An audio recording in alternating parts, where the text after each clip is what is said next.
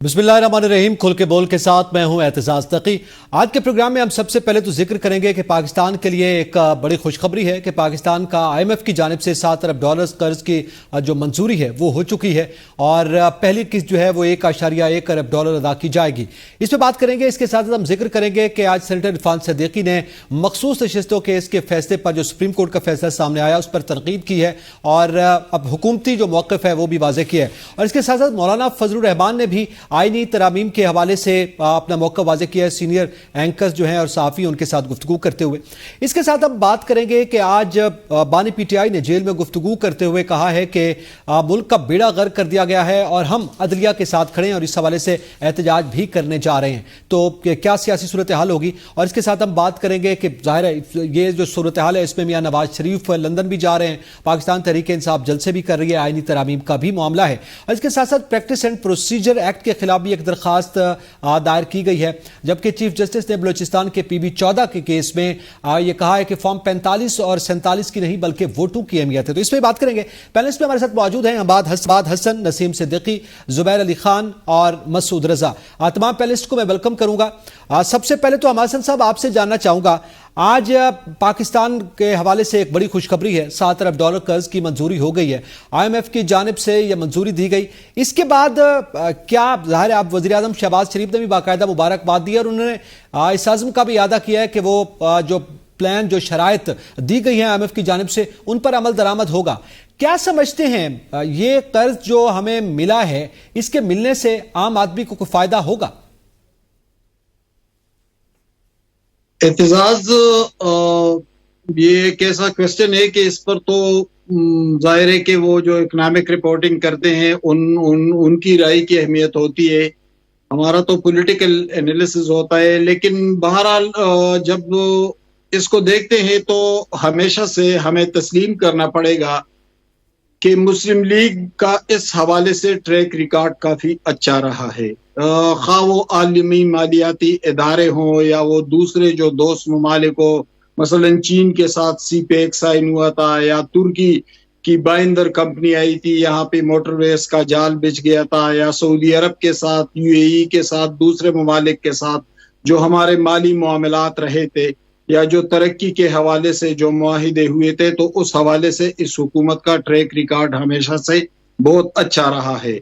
रहे IMF के साथ मामलात, तो पहली बात तो ये है कि हम अभी तक वहीं पर खड़े हैं कि हम कर्ज पर मुबारकबादें वसूल कर रहे हैं। ये हमारी बदकिस्मती है बहैसियत कौम के 75 साल गुजरने के बाद हम इस पर खुश होते हैं कि हमने कर्ज ले लिया और हमें कर्ज मिल गया। लेकिन जो हमारी हालत है, जमहूरियत को पनपने नहीं दिया गया, पार्लियामेंट को बालादस्त नहीं बनाया गया, आईन और कानून के साथ जो हुआ हमेशा से जिन इदारों के हाथ में थे सब कुछ उनका ट्रैक रिकॉर्ड भी हमारे सामने है, तो फिर हम कर्ज पर यकीनन मुबारकबादें वसूल करेंगे। लेकिन ये बहरहाल खुशाइंद बात है। लेकिन इसमें एक सवाल लीजिएगा आप हसन साहब, पॉलिटिकल के हवाले से जैसे आपने कहा, जाहिर है इसकी डिटेल तो टेक्निकली कोई इकोनॉमिस्ट ही बताएंगे, लेकिन मैं आपसे ये जानना चाहता हूँ, हमने गुज़िश्ता जो कर्ज लिया था इससे पहले गुज़िश्ता हुकूमत में, उस वक्त की हुकूमत ने कहा था हम कशकोल तोड़ने जा रहे हैं, ये आखिरी प्रोग्राम हो सकता है। इससे पहले हुकूमतें यही कहती रही। आज भी मियां शहबाज शरीफ ने यही कहा है कि इंशाल्लाह ये हमारा आखिरी IMF का प्रोग्राम होगा, इसके बाद इसकी जरूरत नहीं पड़ेगी। क्या ये सियासी बयान है जो हम सुनते आ रहे हैं, क्योंकि बार बार रिपीट किया जाता है और बार बार हम कर्ज लेते हैं? मैं तो इसको सियासी बयान नहीं समझूंगा, मैं तो उसे उनके माजी के कारकर्दगी और परफॉर्मेंस के तनाजुर में देखूंगा, और वो इंतहाई अच्छा रहा है दूसरों की निस्बत। जब हम कंपेयर करते हैं तो उनका ट्रैक रिकॉर्ड इस हवाले से अच्छा है। अगर उन्होंने कहा है कि ये हमारा आखिरी किस्त है, तो मैं तो इसको इसलिए मानूंगा कि एक बार हमें IMF से छुटकारा मिल भी चुका था और हम मुआशी इस्तेहकाम की तरफ बढ़ रहे थे 2018 में। लेकिन जिस सियासी सूरत हाल का हमें सामना करना पड़ा, अदालतों का जो किरदार रहा, हाइब्रिड रिजीम ने इस मुल्क के साथ किया, तो फिर जाहिर है कि हम इस पोजीशन पर आ गए हैं। लेकिन मैं तो बहरहाल उनके ट्रैक को मद्देनजर हुए इस बात को मानूंगा। ठीक है, आप समझते हैं कि आइंदा यही सूरत हाल होगी जैसे वो कह रहे हैं। अच्छा नसीम सिद्दीकी साहब, थोड़ा जिक्र कर लेते हैं। آج سینیٹر عرفان صدیقی صاحب کی اس پریس کانفرنس کا جس میں انہوں نے آئینی ترامیم کے حوالے سے اور بالخصوص عدالتی جو رویہ ہے اس حوالے سے بڑی کھل کر بات کی ہے اور بالخصوص مخصوص شخصیتوں کا جو کیس کا فیصلہ ہے اس پہ بھی تنقید کی ہے. میرا سوال یہ آج انہوں نے کہا ہے کہ یہ عدالتیں جو ہیں وہ آئینی ترامیم کے حوالے سے یا جب حکومت کوئی ایکٹ پاس کرتی ہے اس کے حوالے سے تو شور مچا رہی ہیں، لیکن کبھی مارشل لا کے خلاف شور نہیں مچایا اور مارشل لا کے بلکہ انہوں نے حمایت کی ہے، اس کے ساتھ کھڑی ہوئی ہیں، ان کو کور دیا گیا ہے ان عدالتوں کی جانب سے. تو اس لیے یہ عدالتیں جو ہیں اس حوالے سے ضرور سوچیں اور حکومت کی راہ میں روڑے نہ اٹکائیں. تو آپ کیا دیکھ رہے ہیں، کیا حکومت اور عدلیہ کے درمیان جو محاذ آرائی ہے وہ کھل کر سامنے آ گئی اور ایک جانب سے عدلیہ کے حوالے سے بحث سامنے آتی ہے یا عملی طور پر کوئی بات کی جاتی ہے، ریمارکس آتے ہیں، دوسری جانب سے یہ حکومتی ترجمان جو ہیں وہ حکومت کا موقف دے رہے ہیں؟ بسم اللہ الرحمن الرحیم. اعتزاز، بہت شکریہ، تمام مہمانوں کو میرا سلام. اعتزاز، بات یہ ہے کہ ہمارے ملک میں ادارہ بچا کون سا ہے؟ جو حکومت کے اندر ہوتا ہے وہ یہی الزام لگاتا ہے اگر ان کی مرضی کے ڈیسیجنز نہ آئے. یہ دیکھیں کہ دنیا میں کہاں ایسا ہوتا ہے کہ سپریم کورٹ کا ایک لارجر بینچ بنا ہو اور اس میں بھی میجورٹی کے ساتھ ججز کا ایک فیصلہ آیا ہو تو حکومت والے اس پہ تنقید کر رہے ہیں، بلکہ اس سازش کے تحت وہ سارے نظام کو لپیٹنے کی کوشش کر رہے ہیں. اپنا جسٹس عائشہ نے ایک سوال پوچھا تھا، انہوں نے کہا چلیں یہ سیٹیں پی ٹی آئی کو ملنی چاہیے یا نہ ملنی چاہیے، یہ تو ایک الگ سوال ہے. یہ بتائیں آپ کو کیوں ملنی چاہیے؟ یعنی کہ آئین میں لکھا ہوا ہے کہ جس کی جس تناسب سے سیٹ ہوگی وہ ملے گی. جس نے 2 سیٹیں جیتی ہیں اس کا تناسب آدھی سیٹ بنتا ہے یا پونی سیٹ بنتا ہے، ان کو 4 سیٹیں دی جا رہی ہیں. یہ تو کھلے عام دھاندلی ہے نا. آپ نے دیکھ لیا کہ کس طرح فارم 45 کے اوپر لوگ جیتتے ہیں، آپ فارم 47 نکل آتے. آپ نے آئین اور قانون کا احترام کرنا ہی نہیں ہے اور کہتے ہیں آپ ملک کو آگے لے کے چلیں گے. یہ کس ملک میں ہوا؟ جس ملک میں رول آف لا نہیں ہوتا وہاں صرف تباہی آتی ہے، اور اس ملک میں تباہی ہی آ رہی ہے.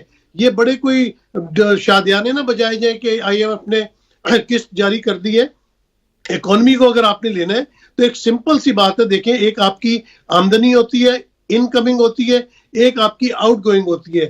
ہم بنگلہ دیش کی مثال لیتے ہیں. قرض لینا کوئی بری بات نہیں ہے، تمام ممالک لیتے ہیں، امریکہ سے لے کے ایتھوپیا تک لیتا ہے.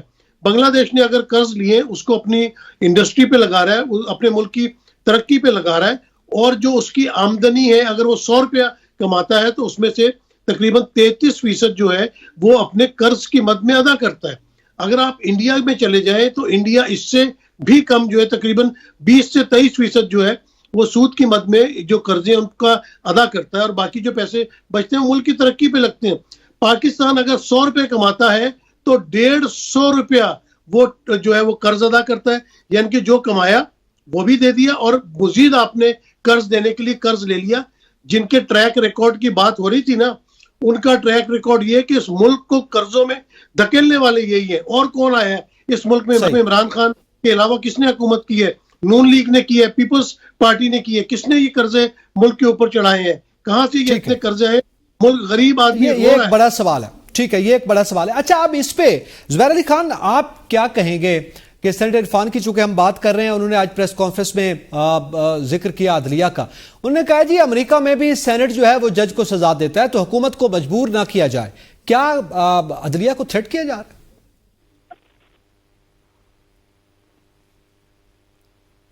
زبیر علی خان مجھے سن پا رہے ہیں؟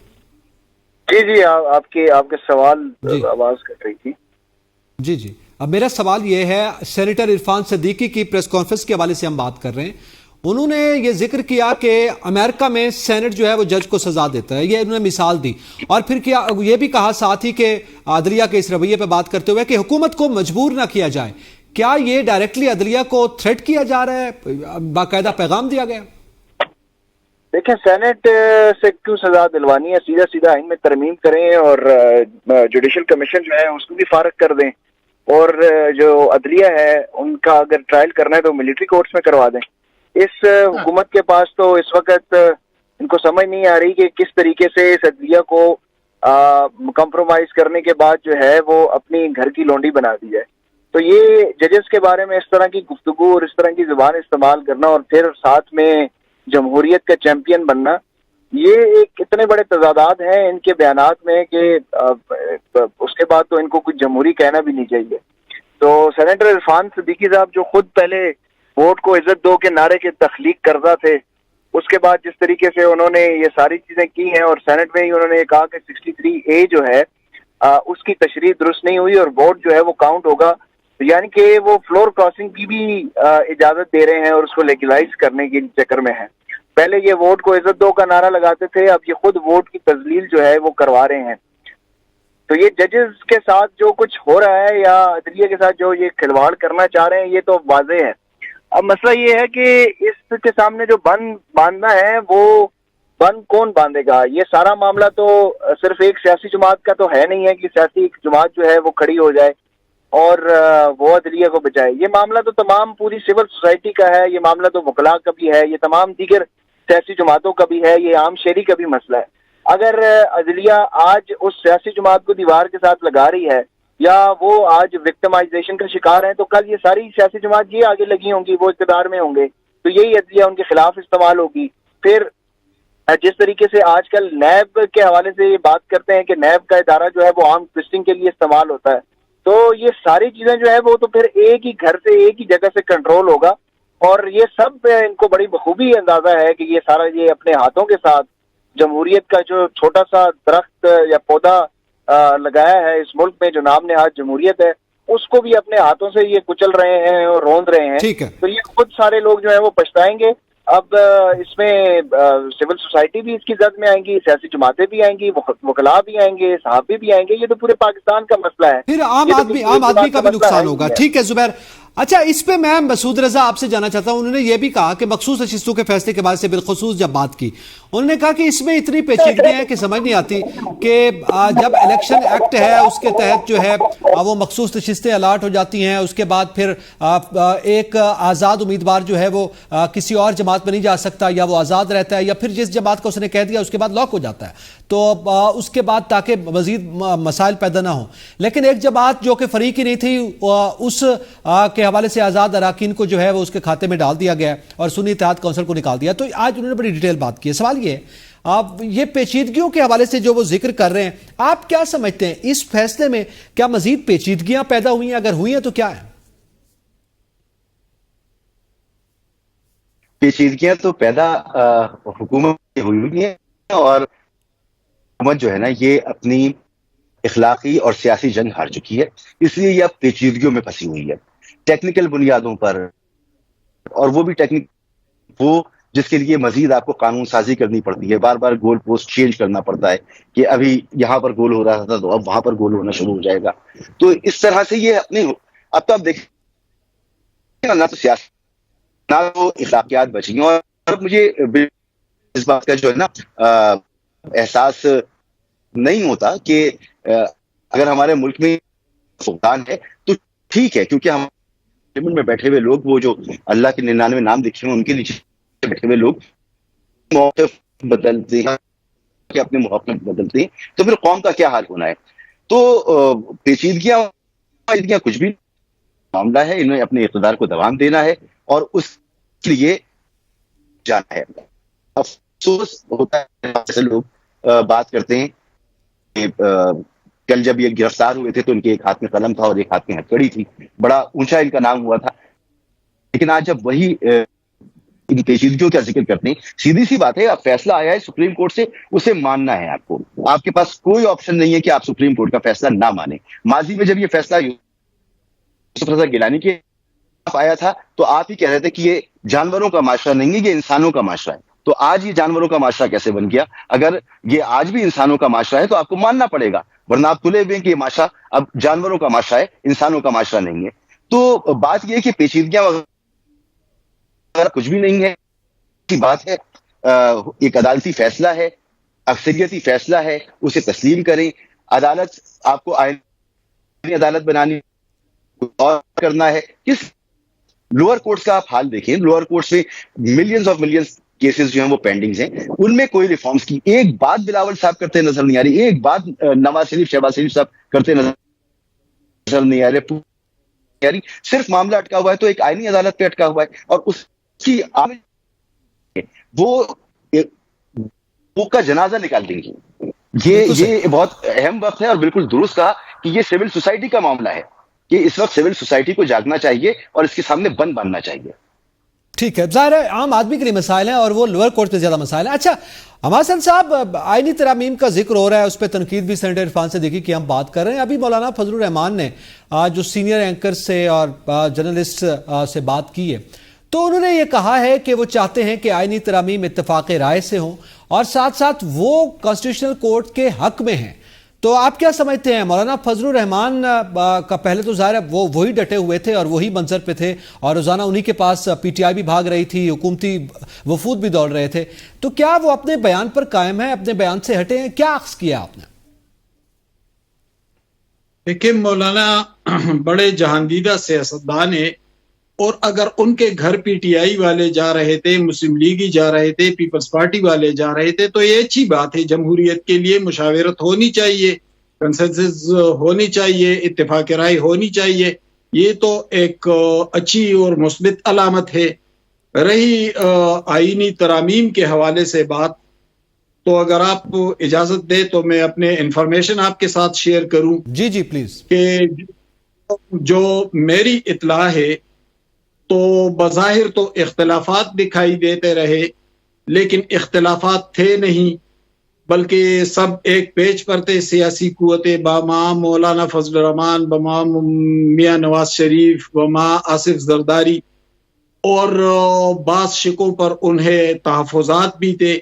اور ان شکوں میں سے ایک نقطہ یہ بھی تھا کہ عمران خان کو کیوں ملٹری کورٹ کے حوالے کیا جائے. یہ اگر ہم ہی مجرم ہیں اور ہمیشہ ہم ہی مجرم ٹھہرتے ہیں سول قیادتیں، تو پھر سول عدالتیں بھی موجود ہیں، اور ان سول عدالتوں نے ہمارے ساتھ کوئی اچھا سلوک بھی نہیں کیا ہے. ہمارے منتخب وزیر اعظم کو پھانسی بھی ہوئی ہے، ہمارا منتخب وزیر اعظم جلا وطن بھی ہوئے ہیں، ہمارے منتخب وزرائے اعظم جیلوں میں بھی ڈالے گئے ہیں. تو یہ ایک طرح سے میں ذرا انکشاف کر دوں کہ ایک طرح سے سیاسی قیادت نے عمران خان کا ساتھ دیا، لیکن عمران خان کو اللہ تعالی سیاسی بصیرت سے نوازے کہ وہ معاملات کو سمجھ نہیں پا رہے ہیں، اور ابھی تک انہوں نے مضبوط سٹینڈ اس حوالے سے نہیں لیا کہ پولیٹیکل فورسز کے ساتھ ڈائیلاگ ہونا چاہیے اور اسے مضبوط اور مربوط طریقے سے آگے بڑھانا چاہیے. وہ آج بھی وہی سیاست کر رہے ہیں جو 2014 میں کر رہے تھے کہ احتجاج کریں، جلسے کریں، گالم گلوچ بھی ہو رہی ہے. ہم جیسے لوگ اگر اختلاف کریں اور اختلاف بھی ان کی بہتری کے لیے، ان کی بھلائی کے لیے کرتے ہیں، تو پھر گالیاں پڑتی ہیں.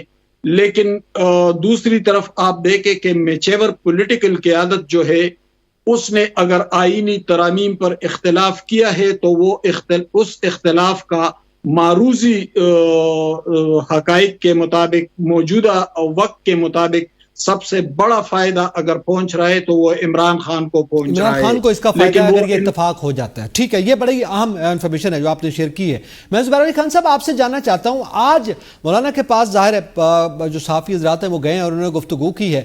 آپ کیا سمجھتے ہیں، آپ کے پاس کیا معلومات ہیں؟ اور ساتھ ساتھ یہ بتائیے کیا مولانا فضل الرحمان جو ہیں وہ اب ان کا ٹیٹ اس جانب ہے کہ وہ آئینی ترامیم کے حق میں جو ہے گفتگو کر رہے ہیں؟ میرا خیال ہے کہ یہ بڑا غلط تاثر جا رہا ہے کہ مولانا فضل الرحمان جو ہیں وہ آئینی ترامیم کے حق میں ہیں. مولانا فضل الرحمان نے میں یہ ضرور کہا ہے کہ وہ آئینی عدالت کے حق میں ہے، اجلت میں کسی قسم کی بھی آئینی ترمیم کرنے کے حق میں نہیں ہے. مولانا فضل الرحمان چاہتے ہیں کہ اگر جوڈیشل ریفارمز ہونی ہے اور سنجیدہ جوڈیشل ریفارمز کے لیے کوئی اصلاحات اگر اس کے لیے کوئی تجاویز آتی ہیں حکومت کی طرف سے، تو اس کے لیے تو ہم تیار ہیں، اور اپوزیشن جو ہے وہ متفق طور پر یہ اس معاملے کو لے کے چلے گی. لیکن کوئی پرسن اسپیسیفک ہے، فرد واحد کے لیے کوئی آئین ترمیم کرنی ہے، تو پھر اس کے لیے تو مولانا فضل بند ہے، اور یہ بند ہے. اور جہاں آئینی ترمیم سے متعلق تو مولانا کی جو سیاست ہے وہ ہمیشہ سے جو ہے وہ دینی سیاست رہی ہے. بڑی پونک پونک کے قدم اٹھاتے ہیں، وہ کبھی بھی کسی نہیں گئے.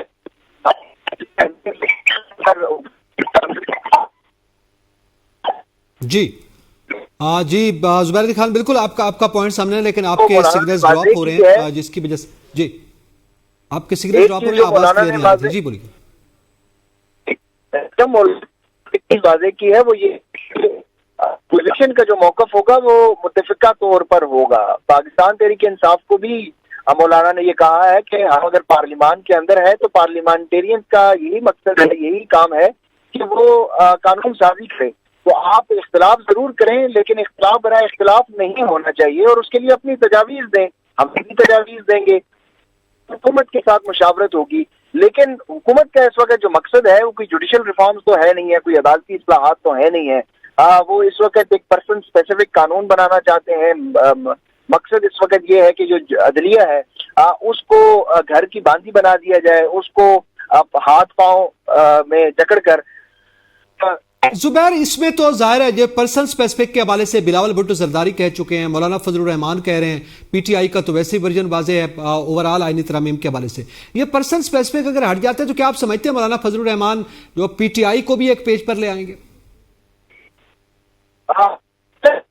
سر بات ہے جس کو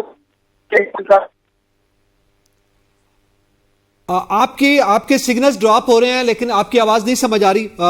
یہاں پہ ہم بریک لیتے ہیں، بریک کے بعد زبیر آپ اس حوالے سے پوائنٹ بھی لیں گے اور اپنے نیکسٹ ٹاپک کے حوالے سے بات کریں گے۔ یہاں پہ وقت تو ایک بریک کا، ساتھ رہیے گا۔